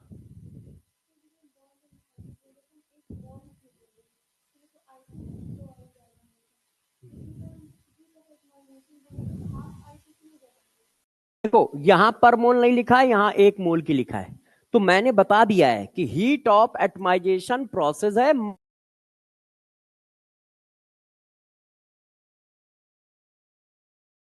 अलग अलग हो जाती है ना भाई। पर मोल यहां लगा दिया, पर मोल यहां लगा दिया, तो एक की रिएक्शन ऐसी होगी, एक की रिएक्शन यहां हाफ और यहां पे 1 होगा, तब कंपेयर करना टफ हो जाएगा। क्यों? क्योंकि एक में 2 मोल एटम बनना है, एक में हाफ मोल बनना है, मगर फिजिकल स्टेट इनिशियल चेंज है, तो फिर करोगे कैसे? तो उसने इसीलिए रिएक्शन की क्वांटिटी सेम रखी है, तो इसीलिए उसने मोल भी बताया वहां पे कि 1 मोल की बात कर रहे हैं, और साथ में यहां पर भी नहीं लगाया कि हम 1 मोल के लिए नहीं बोल रहे हैं, हम 1 मोल की वैल्यू नहीं दे रहे हैं, हम 1 से ज्यादा मोल की वैल्यू दे रहे हैं, इसीलिए उसने पर मोल नहीं लगाया है। और मॉलिक्यूल दे दिया कि हम 1 मोल मॉलिक्यूल के लिए दोनों चीजें डिफाइन कर रहे हैं, कि 1 मोल मॉलिक्यूल के लिए मैं दोनों चीजें डिफाइन कर रहा हूं। तो ये डिफिनीशन बेस्ड क्वेश्चन है, यदि आपको प्रोसेस नहीं आता है तो ये क्वेश्चन निकलेगा ही नहीं, चाहे कुछ भी हो जाए, या तो हम ये टिक करके आएंगे या फिर कोई और ऑप्शन टिक करके आएंगे। तो जरा दोनों में प्रोसेस का ध्यान रखो। अभी तक मैंने किसी के प्रोसेस पे फोकस नहीं किया, हर हेडिंग के किसी कुछ पॉइंटों पे फोकस है। इस हेडिंग के लिए ये पॉइंट, इस हेडिंग के लिए ये पॉइंट। तो इनमें मैंने प्रोसेस पे फोकस किया है कि हीट ऑफ एटमाइजेशन प्रोसेस क्या है, नेचुरल फॉर्म से गैसियस स्टेट, और बॉर्न इन, क्वेश्चन कहां चला गया, हाँ, बॉर्न इंथैल्पी क्या है, गैसियस मॉलिक्यूल से गैसियस एटम। अब हम बॉर्न इंथैल्पी में वापस आ जाते हैं क्योंकि अभी तो शुरू किया है इसको। अब आपको क्या करना है, एक मोल कोवेलेंट बॉन्ड ब्रेक करना है। अब यहां पे कितने बॉन्ड ब्रेक हो रहे हैं, एक मोल हो रहे हैं। क्यों? क्योंकि एक मोल मॉलिक्यूल में एक मोल बॉन्ड है। यहां कितना लिखा है, 1। तो 1 मोल किसका है, मॉलिक्यूल का। एक मॉलिक्यूल में एक कोवेलेंट बॉन्ड है, तो 1 मोल मॉलिक्यूल में 1 मोल कोवेलेंट बॉन्ड होंगे। तो ध्यान रखना, एक मोल मॉलिक्यूल को ब्रेक नहीं कराना है, एक मोल कोवेलेंट बॉन्ड को ब्रेक कराना है। आपको एक मोल कोवेलेंट बॉन्ड ब्रेक करने हैं। हो सकता है एक मोल मॉलिक्यूल में 4, 6, 10 मोल कोवेलेंट बॉन्ड ब्रेक, जैसे ये देखो। अब यहां पर आप ध्यान दो, एक मोल मॉलिक्यूल है मगर बॉन्ड कितने हैं, 4 मोल। ये देखो, ये देखो, 1, 2, 3, 4। तो एक मोल मॉलिक्यूल में 4 मोल कोवेलेंट बॉन्ड है, 4 मोल सीएच बॉन्ड है। इसका मतलब ये प्रोसेस 4 स्टेप में हुआ होगा। आपने पहले एक ब्रेक किया होगा ऐसे, इसकी एनर्जी निकल के आई H1। फिर आपने क्या किया होगा, दूसरा ब्रेक किया ऐसे, इसकी एनर्जी निकल के आई H2। अब जरा देखो, बॉन्ड सेम ब्रेक हो रहा है, बॉन्ड सेम ब्रेक हो रहा है, मगर एनर्जी अलग अलग कैसे आ रही है, देख लो आप। बॉन्ड सेम ब्रेक हो रहा है मगर एनर्जी की वैल्यू मैं अलग अलग लिख रहा हूं। ऐसा कैसे? क्योंकि आप सब बच्चे जानते हैं कि बॉन्ड जो है वो इस बात पे भी डिपेंड करेगा कि मॉलिक्यूल कितना स्टेबल है, कितना स्टेबल नहीं है। यहां पर भी CH बॉन्ड ब्रेक हुआ, यहां पर भी CH बॉन्ड ब्रेक हुआ, यहां पर भी CH बॉन्ड ब्रेक हुआ, यहां पर भी CH बॉन्ड ब्रेक हुआ। जब बॉन्ड सेम ब्रेक हुआ है, गौर सुनते जाओ, जब बॉन्ड सेम ब्रेक हुआ है तो एनर्जी सेम क्यों नहीं है? उसके पीछे रीजन है, इनिशियल और फाइनल स्टेट भी अलग अलग है। जैसे केमिस्ट्री के फॉर्म में बोलो, ऑर्गेनिक का फॉर्म हम हटा देते हैं, हम सिर्फ केमिस्ट्री के फॉर्म में बोलते हैं, मतलब फिजिकल केमिस्ट्री के फॉर्म में। तो ये इनिशियल स्टेट फाइनल स्टेट अलग है, ये इनिशियल स्टेट फाइनल स्टेट अलग है। भाई ये मॉलिक्यूल से फ्री रेडिकल है और ये मॉलिक्यूल से 2 फ्री रेडिकल है, इसमें 2 इलेक्ट्रॉन फ्री हैं, इसमें 2 से 3 इलेक्ट्रॉन फ्री हैं, इसमें 3 से 4 इलेक्ट्रॉन फ्री है। एटम में चला गया। तो जब इनिशियल और फाइनल अलग अलग है तो वैल्यू क्यों सेम होगी? भाई वैल्यू क्यों सेम होगी? सिंपल सा लॉजिक है। तो ऑर्गेनिक के लॉजिक से सॉल्व करोगे तो टफ लगेगा कि अच्छा स्टेबिलिटी अलग अलग है, हमें चर्चा ही नहीं करनी है। हमने कहा थर्मो इंथैल्पी क्या है, स्टेट फंक्शन। तो जब इनिशियल और फाइनल अलग अलग है तो वैल्यू तो अलग अलग होगी, बात खत्म हो गई। ठीक है, अपने कुछ करना ही नहीं है। तो ये इनिशियल और फाइनल स्टेट अलग अलग है, इसलिए वैल्यू अलग अलग है। आप बस प्रोसेस उतना ही कर रहे हो कि हम एक बॉन्ड ब्रेक कर रहे हैं, मगर सब बार के प्रोसेस का इनिशियल और फाइनल अलग अलग है। तो ये अलग अलग है। तो इसमें से बॉन्ड इंथैल्पी किसको बोला जाए? क्योंकि बॉन्ड इंथैल्पी तो बॉन्ड की है और बॉन्ड तो सेम है, CH CH CH CH। तो जब किसी में एक जैसे एक से ज्यादा बॉन्ड होते हैं, फिर सुनो, जब किसी में एक जैसे एक से ज्यादा बॉन्ड होते हैं तो वहां पर बॉन्ड इंथैल्पी नहीं आती है, वहां पर एवरेज बॉन्ड इंथैल्पी आती है। हम उनका एवरेज निकालते हैं। क्यों?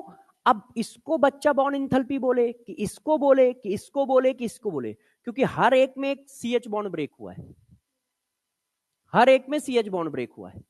और आप जर्नल इक्वेशन ऐसे लिखते हो एक साथ चारों ब्रेक करा के। तो क्या होता है, जब एक मॉलिक्यूल में एक मोल बॉन्ड है तो वो एब्सोल्यूट वैल्यू होती है। यदि एक ही टाइप के एक से ज्यादा बॉन्ड है तो हमेशा एवरेज लिखा है। इन जर्नल पढ़ते समय हम उसको बॉन्ड इंथैल्पी बोल देते हैं, मगर वो एवरेज बॉन्ड इंथैल्पी है। ठीक है, यदि किसी मॉलिक्यूल में एक जैसे एक से ज्यादा बॉन्ड है तो जो बॉन्ड इंथैल्पी आएगी वो एवरेज होगी। हमसे कहा जाएगा bond enthalpy of CH bond बताओ, तो एक्चुअल में ये एवरेज बॉन्ड इंथैल्पी है, सबका सम डिवाइडेड बाय 4 बॉन्ड है 4, ये आ गई वैल्यू, ठीक है ना। H1 H2 H3 H4 divided by 4। तो मैंने कहा एक मोल कोवेलेंट बॉन्ड को ब्रेक करने में जो एनर्जी देनी पड़ेगी बॉन्ड एंथैल्पी, ठीक है। यदि एक मॉलिक्यूल में एक ही बॉन्ड है तो वो एब्सोल्यूट बॉन्ड एंथैल्पी होती है।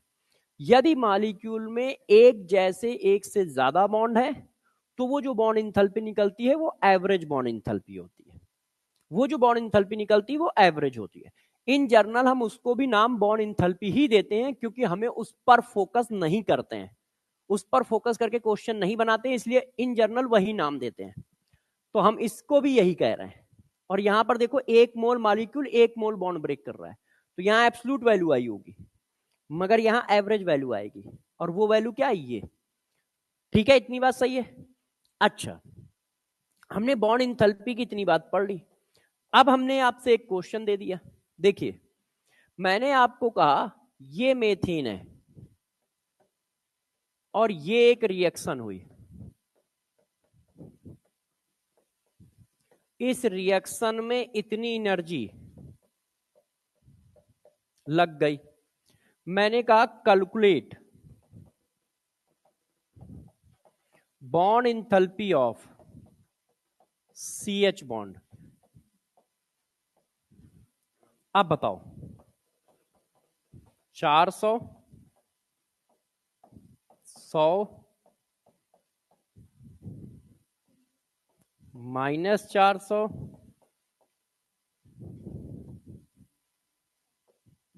+200। तो डिफिनीशन क्या है, एक मोल कोवेलेंट बॉन्ड को ब्रेक करने में जो एनर्जी दोगे वो बॉन्ड एंथैल्पी होगी।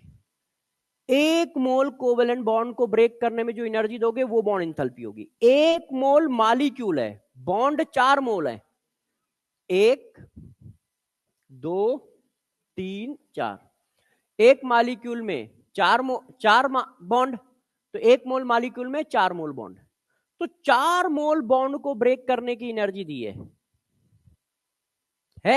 तो एक मोल की कितनी होगी 100, एक मोल की कितनी होगी 100। अब इसको पलट दो, मैंने कहा इस रिएक्शन की हीट ऑफ रिएक्शन निकालो, जबकि CH बॉन्ड की बॉन्ड इंथैल्पी 100 है, तो इस रिएक्शन में कितने बॉन्ड ब्रेक हुए हैं 4, एक बॉन्ड ब्रेक होने की एनर्जी 100 है तो 4 की 400।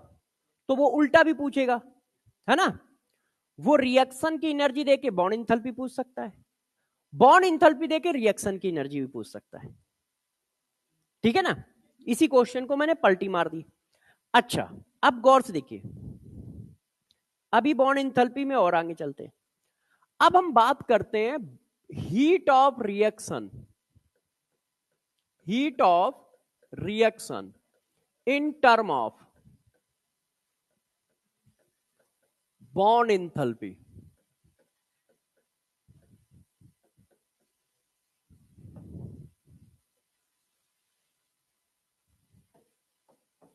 देखो heat of reaction equal to होगा bond enthalpy of reactant minus bond enthalpy of product. ये देखो bond enthalpy of reactant minus bond enthalpy of product, reactant minus product यहां पर भी है, ये देखिए रिएक्टेंट माइनस प्रोडक्ट यहां पर भी है, कंबशन में भी रिएक्टेंट माइनस प्रोडक्ट है, हीट ऑफ फॉर्मेशन में प्रोडक्ट माइनस रिएक्टेंट था। तो अब लिखनी कैसे है, क्वेश्चन कैसे आएगा, तो चलो इस पर एक क्वेश्चन करता हूं, हाँ हाँ रुका हुआ हूँ। अच्छा ये लो, छाप लो। अब देखो बॉन्ड इंथैल्पी के क्वेश्चन आते कैसे हैं।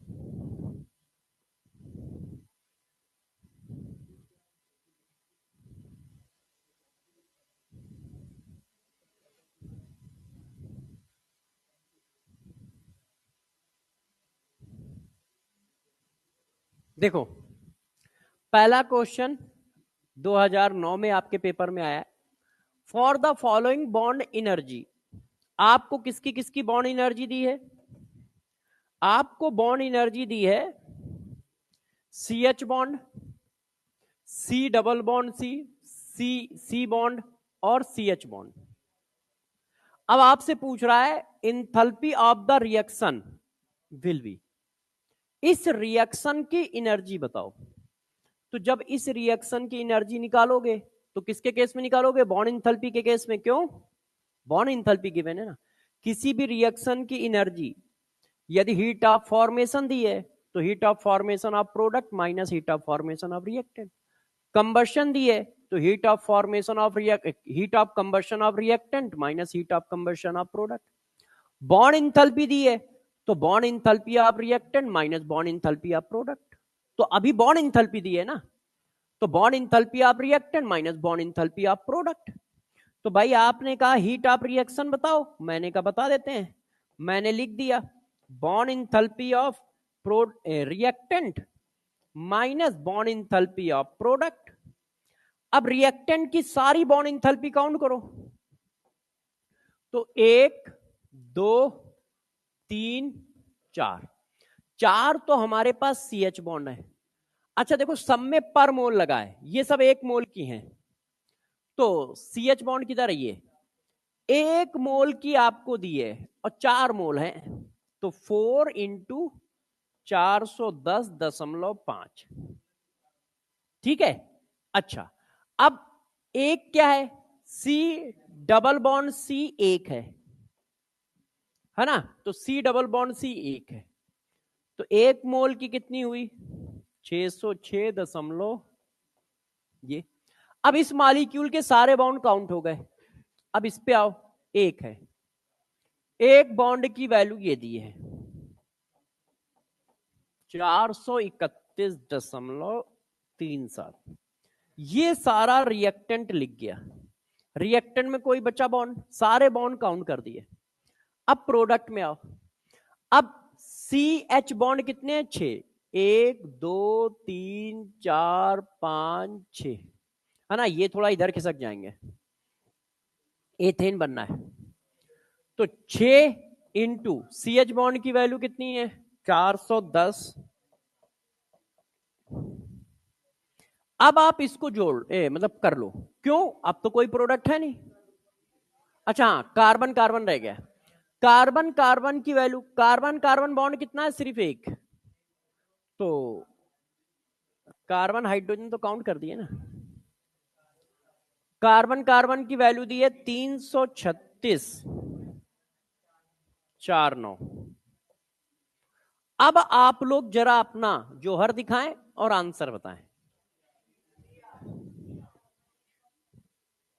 तो ये सॉल्व करने पर वैल्यू आ रही है 120.0 किलो जूल, और ये फर्जी लिखा है पर मोल। रिएक्शन की एनर्जी पर मोल कैसे है भाई? हीट ऑफ रिएक्शन है तो उसमें पर मोल क्या रखा है?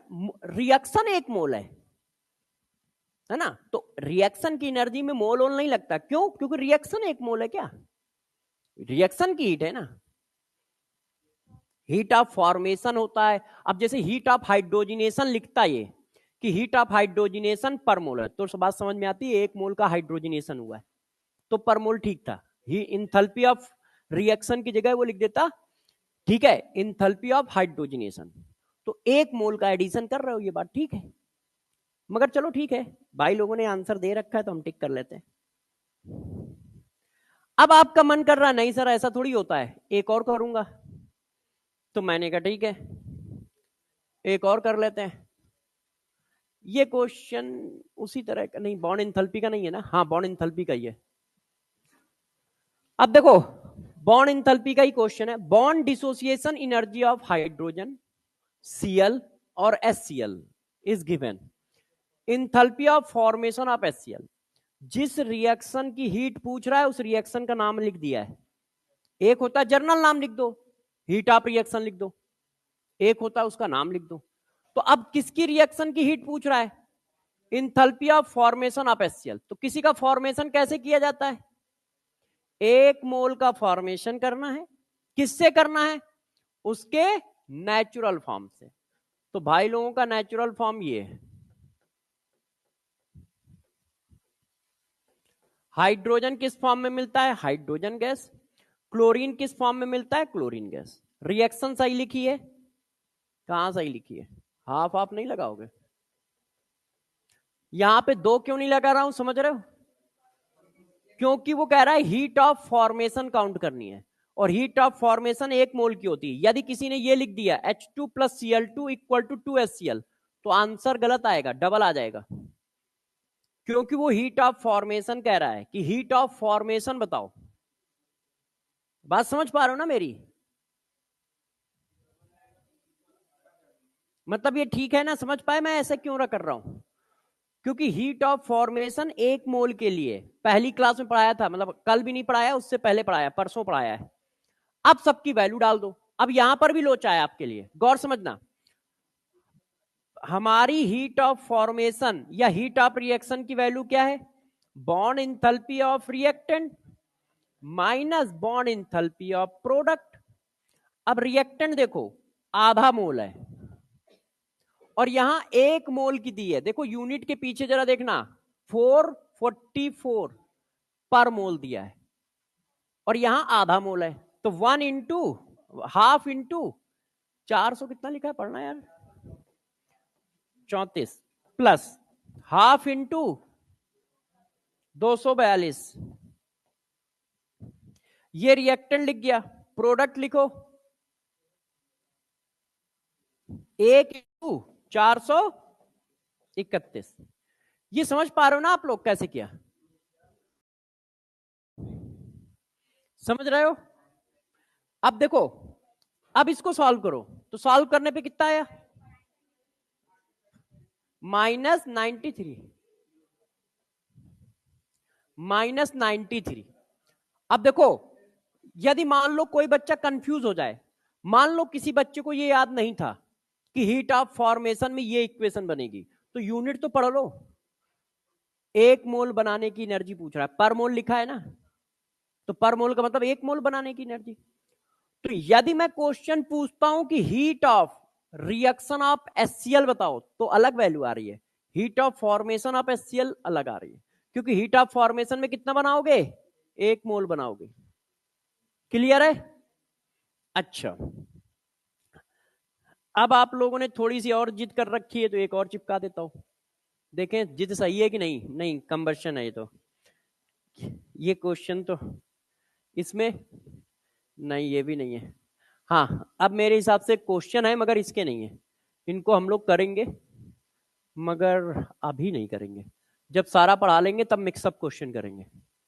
अभी टॉपिक वाइज चल रहा है। बॉन्ड एंथैल्पी वाले निपटा दिए कल ये मेरे पास। हाँ, अब आगे बढ़ते हैं।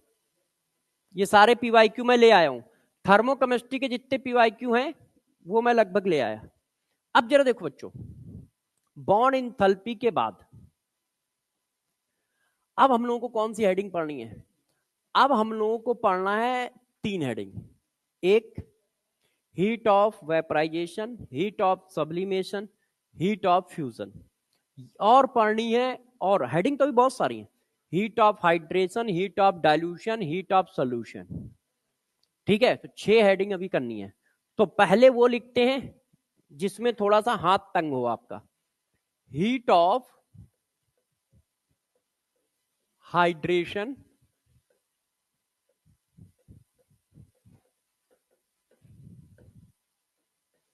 Heat of dilution, and heat of solution. अब यहां के बाद मतलब जो हेडिंग वो थी वो इंपॉर्टेंट थी, वो 4 हेडिंग सबसे इंपॉर्टेंट है, उन्हीं से क्वेश्चन आते हैं mostly. Heat of formation, heat of combustion, heat of neutralization और बॉन्ड एंथैल्पी, ये सबसे इंपॉर्टेंट है। बाकी सब से क्वेश्चन आने की प्रोबेबिलिटी बहुत कम रहती है। अब जरा गौर से समझिएगा बात को, तीनों में डिफरेंस क्या है? Heat of hydration, heat of dilution, heat of solution. तो 2 मिनट मेरी बातें सुन लो, छापो नहीं। देखो, जब किसी मॉलिक्यूल में specific number of water molecule add करते हो तो उसको कहते हैं हाइड्रेशन। कॉपर सल्फेट में हमेशा 5 मॉलिक्यूल ऑफ वाटर ऐड करते हो, CuSO4 5H2O, ब्लू विट्रॉल, है ना?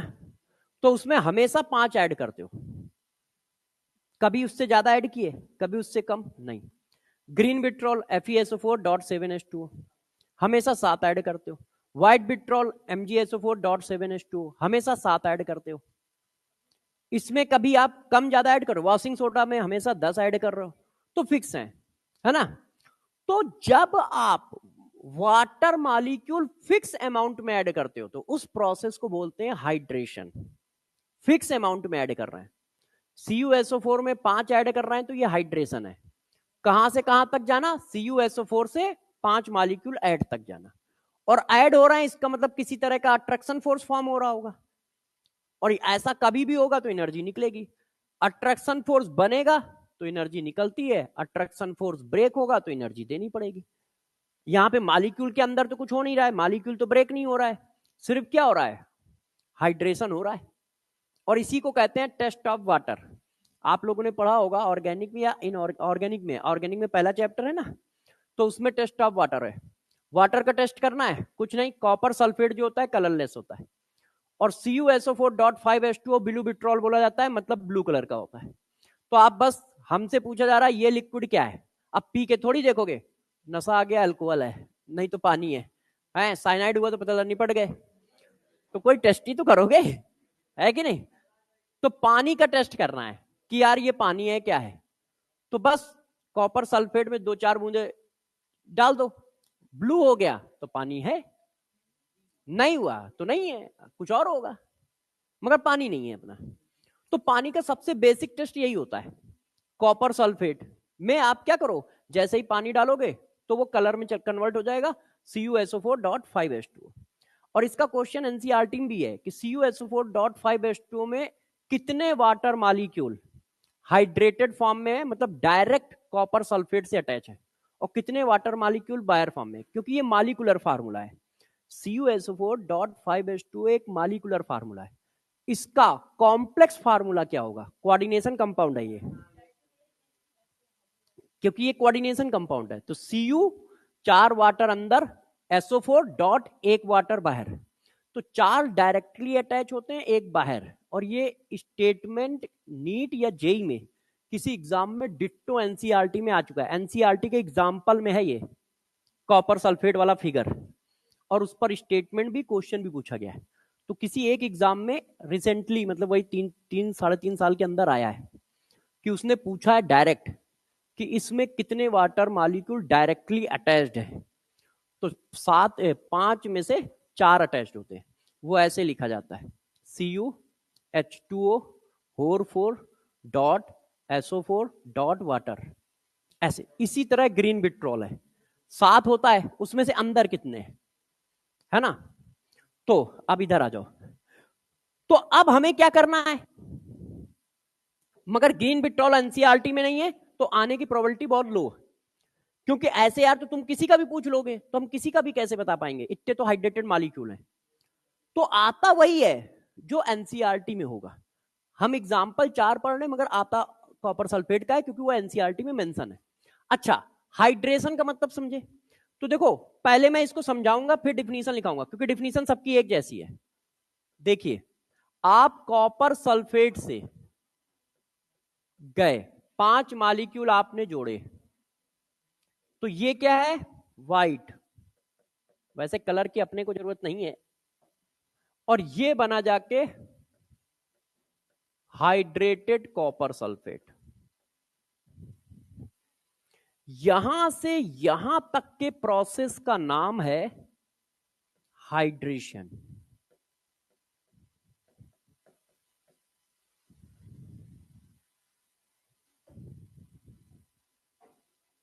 क्लियर है?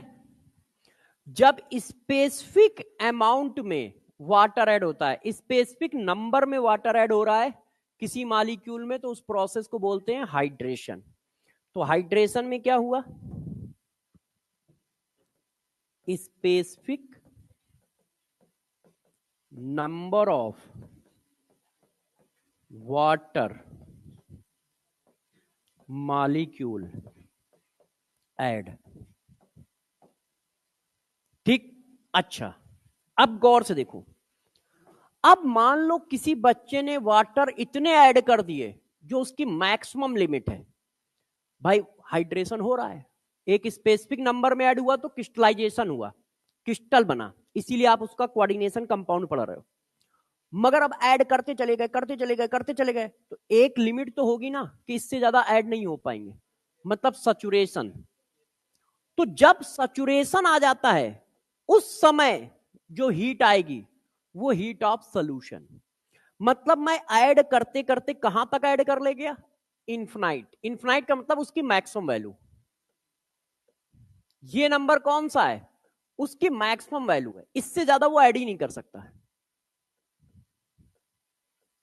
अब ये नंबर 10,000, 20,000, 50,000 कुछ भी हो सकता है, मगर ये सैचुरेटेड स्टेट है, इससे ज्यादा ऐड नहीं हो सकते, है ना। Maximum number of water add, इसी को कहते हैं सैचुरेटेड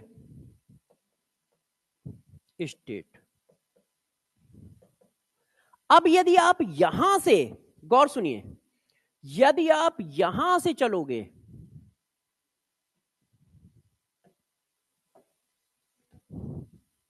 आप यहां से चलते हो, ओ,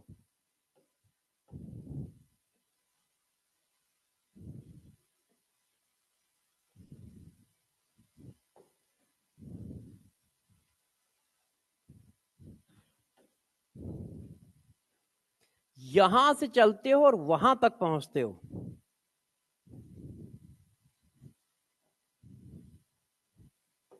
तो देखो इसको क्या बोलते हैं।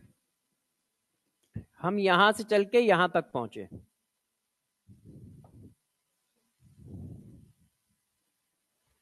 इसको बोला जाता है हीट ऑफ सॉल्यूशन। जब स्पेसिफिक नंबर में वाटर ऐड किए, heat of hydration. Infinite number में वाटर ऐड किए, मतलब जितने मैक्सिमम नंबर ऑफ वाटर, उससे ज्यादा ऐड ही नहीं हो सकते, तो सॉल्यूशन। अब इनके बीच की वैल्यू ऐड कर रहे हो तो डाइल्यूशन। हाइड्रेशन से ज्यादा, सैचुरेशन से कम, मतलब 5 से ज्यादा है और इन्फिनाइट से कम है। 100, 200, 400, 500, 1000, 2000, 3000, 7000, ये जितने भी हैं ये सब डाइल्यूशन है। तो देखो सिर्फ स्पेसिफिक नंबर ऐड हुआ, हाइड्रेशन, ठीक है, और इन्फिनाइट ऐड हुए, सॉल्यूशन। अब इसके बीच का कोई भी नंबर ऐड हो रहा है, ये सब डाइल्यूशन बोला जाता है। और हमेशा किस में करना है? 1 मोल कंपाउंड में करना है। 1 मोल कंपाउंड में specific number of water add हो रहे हैं तो heat of hydration. 1 mole compound में उसकी maximum capacity of water add हो रहे हैं, heat of solution. 1 mole compound में सिर्फ 2000, 4000, 5000 वाटर ऐड हो रहे हैं तो हीट ऑफ डाइल्यूशन। डाइल्यूशन 5 से ज्यादा, इन्फिनाइट से कम, उसके बीच की जो भी वैल्यू है सब की सब डाइल्यूशन है। तो हीट ऑफ डाइल्यूशन जो है वो ये है, वो ये नंबर है। अब x की वैल्यू जो है, अब मैं थोड़ा मैथमेटिकल लिख दे रहा हूं, s की वैल्यू 5 से ज्यादा है, इन्फिनाइट से कम है। तो ये वाला जो प्रोसेस है हमारा, ये है।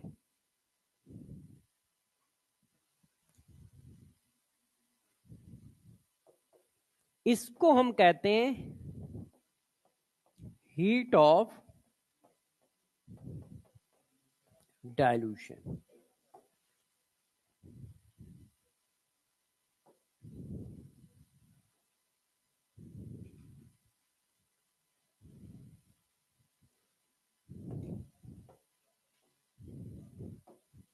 ये देखो डिफरेंस समझ पा रहे हो सब में क्या है? अब सबका हमेशा कितना होगा? 1 मोल का होगा। आप जो भी कुछ करोगे 1 मोल का करोगे। 1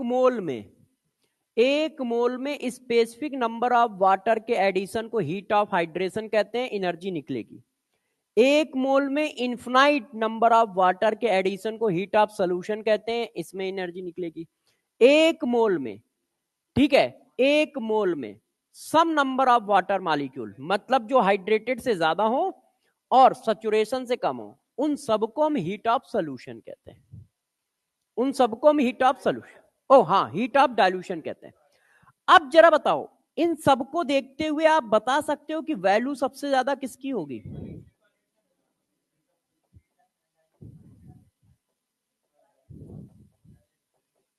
है कि नहीं? 5 ऐड हुए, कम एनर्जी निकली। इनफिनाइट ऐड हुए, सबसे ज्यादा निकली। और डाइल्यूशन उसके बीच का है। तो सबसे बड़ी वैल्यू हीट ऑफ सॉल्यूशन होगी, सबसे छोटी वैल्यू हीट ऑफ हाइड्रेशन होगी। क्लियर है? और बाकी वैल्यू हीट ऑफ डाइल्यूशन है। अब इस पर क्वेश्चन कैसा बन सकता है? हाँ, एचओडी होगा। इसमें क्या होगा? हाँ, एनर्जी निकल रही है, एक्सोथर्मिक होंगे। अब जरा देखो, जर्नली इस पर क्वेश्चन नहीं रहता है, मगर आएगा भी तो कैसे आएगा? गौर से देखिए, जनरली इस पे कोई क्वेश्चन नहीं रहता है, मगर आएगा तो कैसे आएगा? ध्यान दीजिएगा। देखो बच्चों,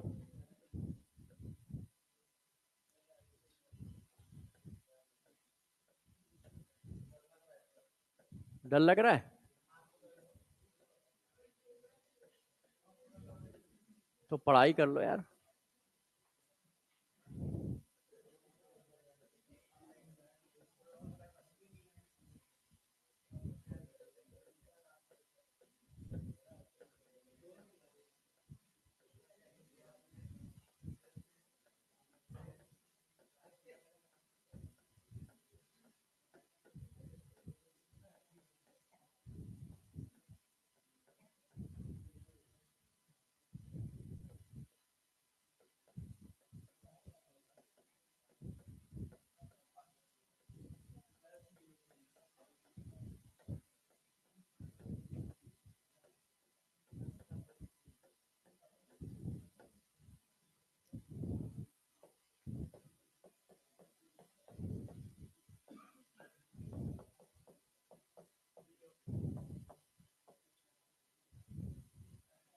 आठ और 8 3 कितना होता है?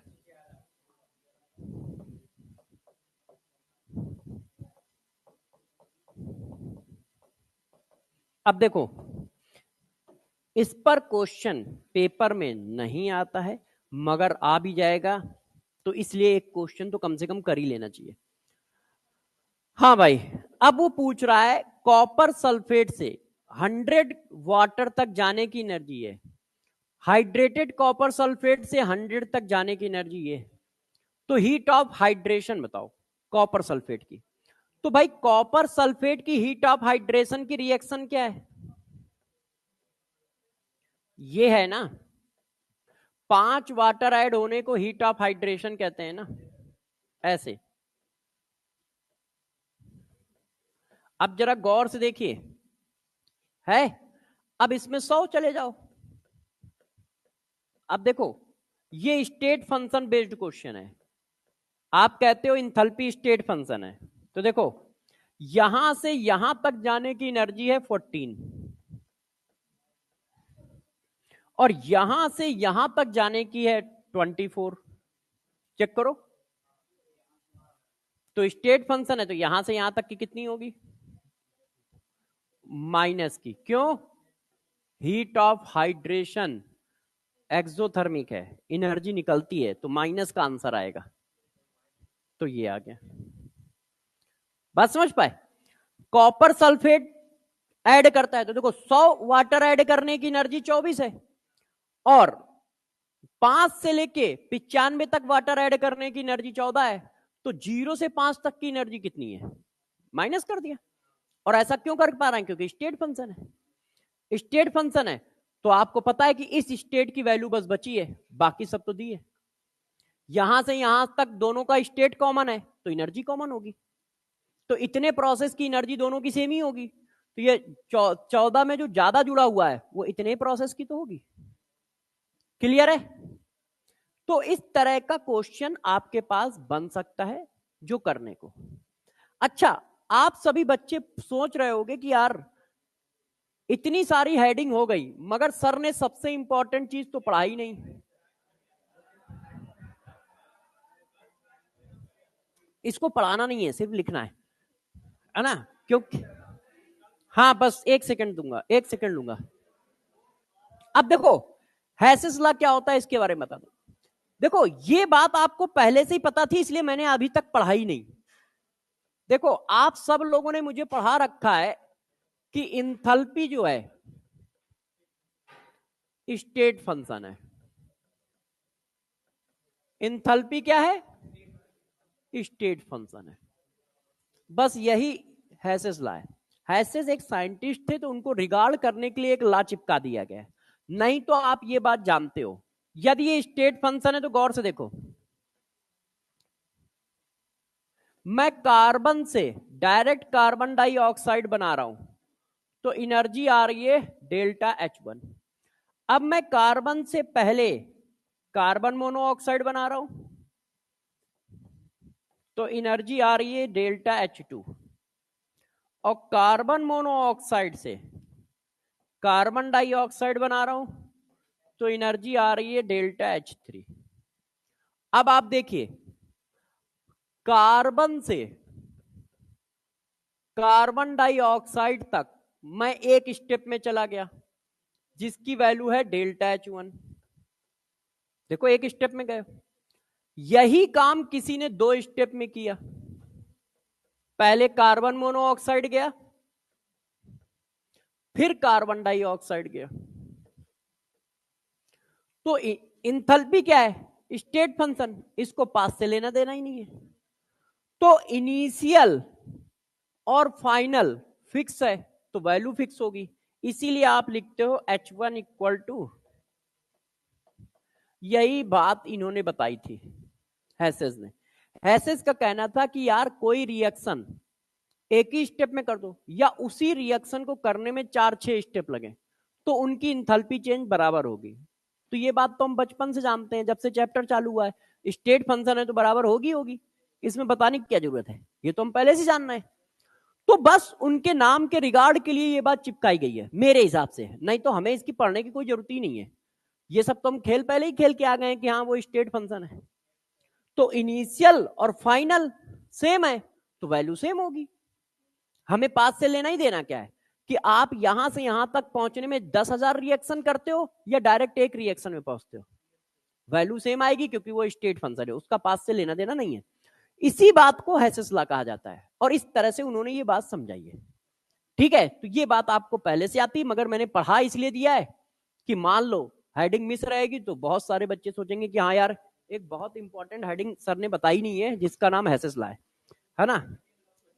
हाँ अभी तो चल ही रहा है।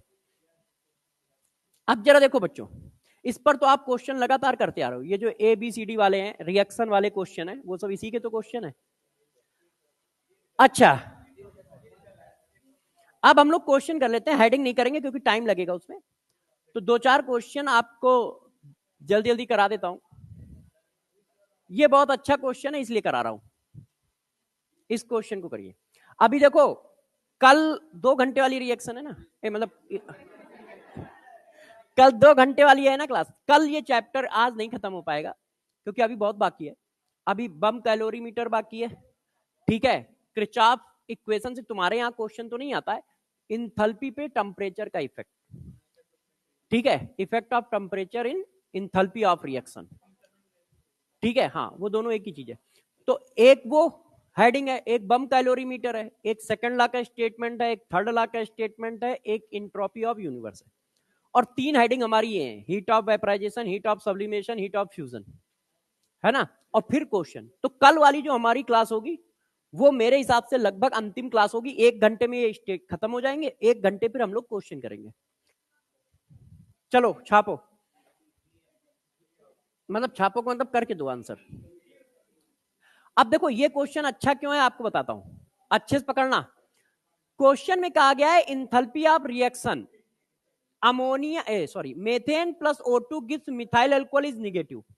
इसका मतलब वो कह रहा है इस रिएक्शन की एनर्जी का साइन निगेटिव है, मतलब एक्सोथर्मिक है। मैंने कहा भाई ठीक है। फिर कह रहा है if enthalpy of combustion of methane और methyl alcohol are X and Y respectively, then which relation is correct. X और वाई की वैल्यू के सामने साइन नहीं लगाए इसने, मगर कंबशन एनर्जी हमेशा कैसी होती है, निगेटिव, तो साइन आपको डालने पड़ेंगे। भाई हीट ऑफ कंबशन पॉजिटिव हो ही नहीं सकती ना, वो तो निगेटिव वैल्यू होती है।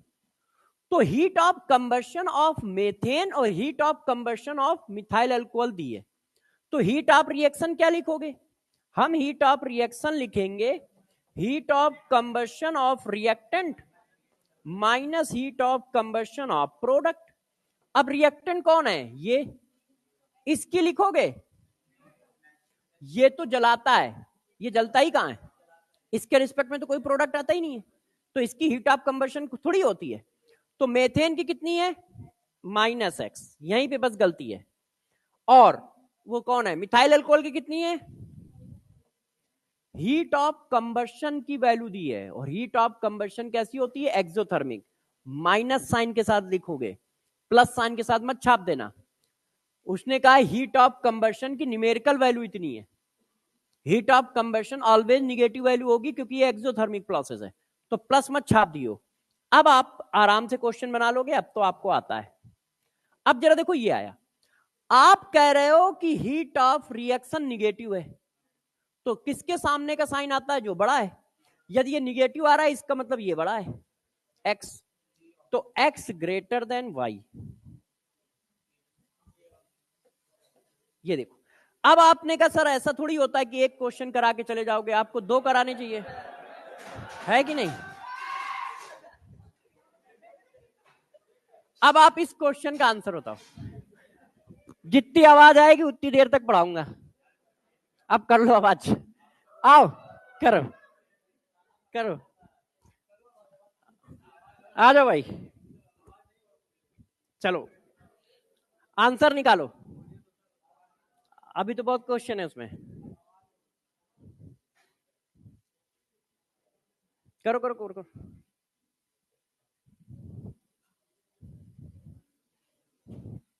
छापो भाई, एक लोग स्क्रीन को आगे बढ़ा देना जब कहूं। कुछ खाना पीना नहीं लाए तुम लोग, हाँ यहाँ से भी मजे ले लें तो देखें क्या दिख रहा है। अरे तो क्या फर्क पड़ता है, देखो हमारा काम है नॉलेज बांटते चलना, तो हर जगह बांट के आए हैं।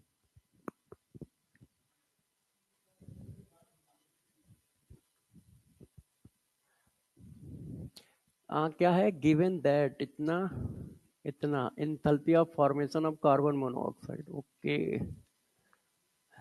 बीच में एरो तो लगा लोगे ना, C2CO plus O2 gives 2CO2। अरे प्रोडक्ट के लिए लगाओगे ना एरो, दूसरी वाली रिएक्शन में बीच का एरो गायब है। इतनी स्क्रीन की जरूरत थी क्या, आप इन दोनों को तो हटा ही सकते, वो जो वो लगी। हाँ तुम्हारे पैसे हैं, मांग लेंगे फिर ये, अब क्या कहोगे।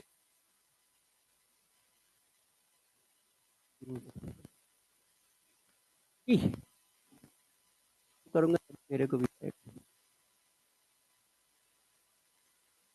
लगा, तो बहुत सारी स्क्रीन की जरूरत नहीं पड़ी। 5 होगी या 75,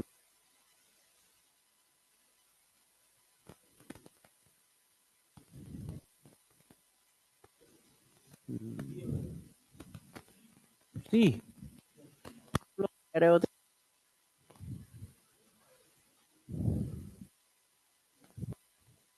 बताइए, और सब लोग बताएं, आगे वाले बच्चे भी बताएं आंसर क्या आ रहा है। बच्चे सी कह रहे हैं तो सी टिक करो, आगे लिखो। अगला क्वेश्चन लिखो, अगला क्वेश्चन में स्क्रीन में बताओ। आंसर सी आएगा, बिल्कुल सही है। हाँ, उधर से चलो कोई बात नहीं। अरे हाँ, अब इसको करो। क्या लिखा है, हाइड्रोक्लोरिक एसिड। हाँ, ऐसा कराया है क्वेश्चन। अच्छा हाँ यार,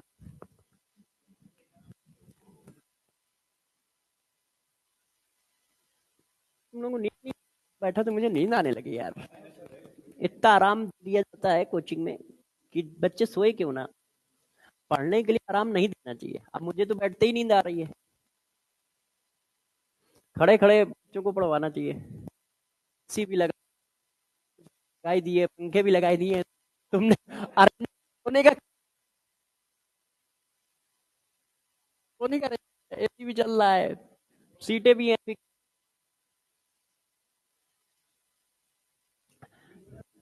बी,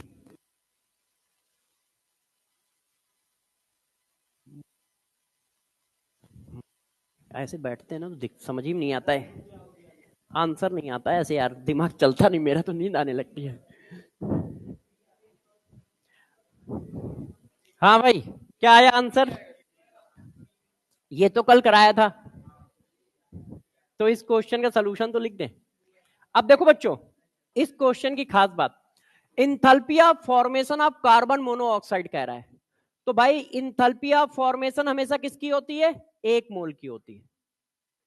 अब नेचुरल फॉर्म से बनेगा तो कार्बन से बनेगा और आधी ऑक्सीजन से बनेगा।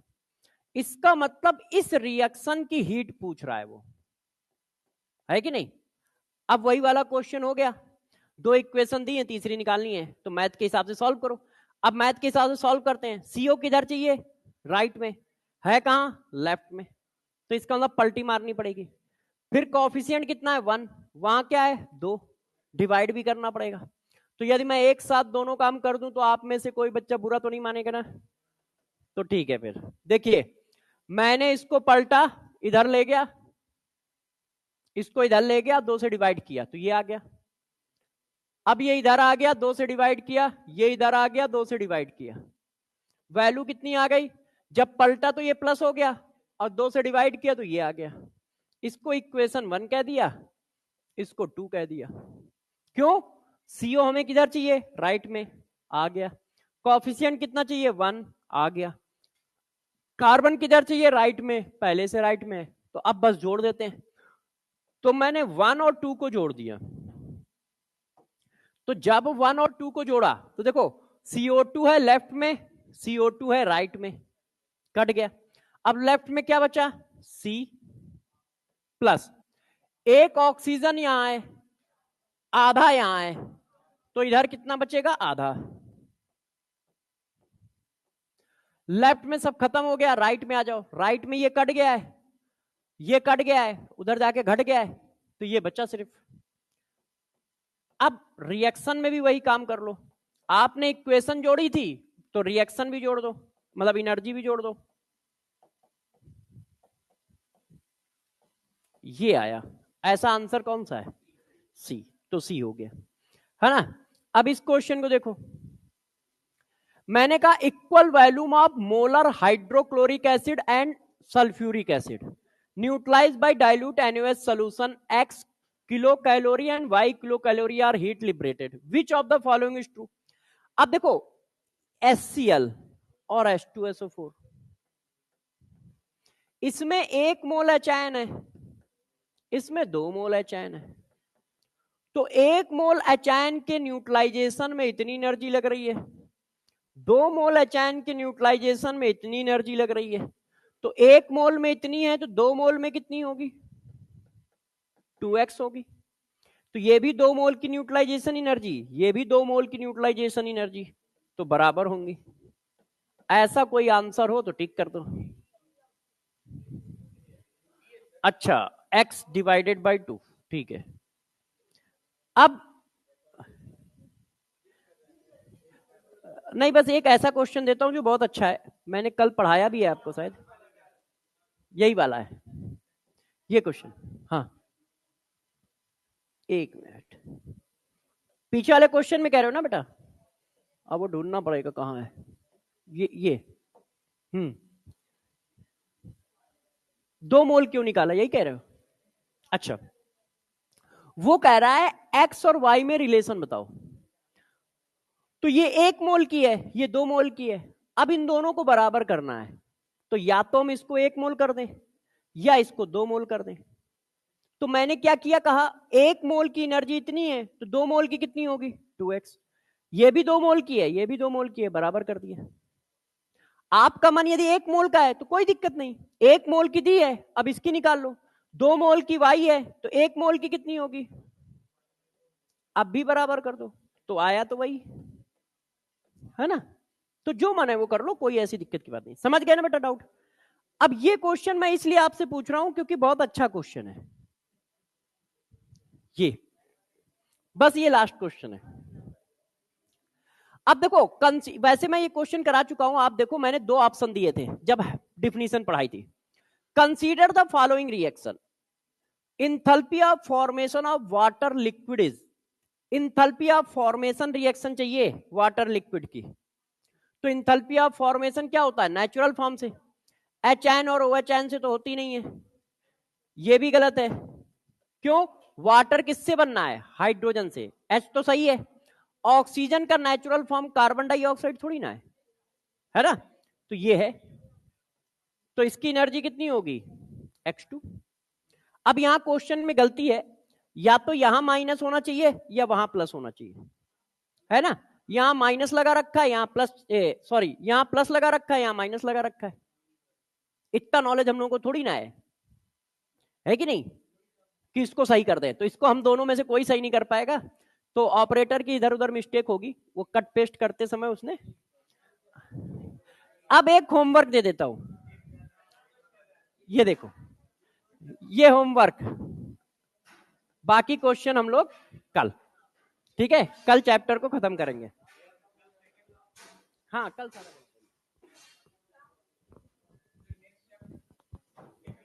नेक्स्ट केमिकल इक्विलिब्रियम, मगर वो कल नहीं, परसों चालू होगा, परसों केमिकल इक्विलिब्रियम चालू करेंगे। हाँ, अब आपको लोग कर लीजिएगा।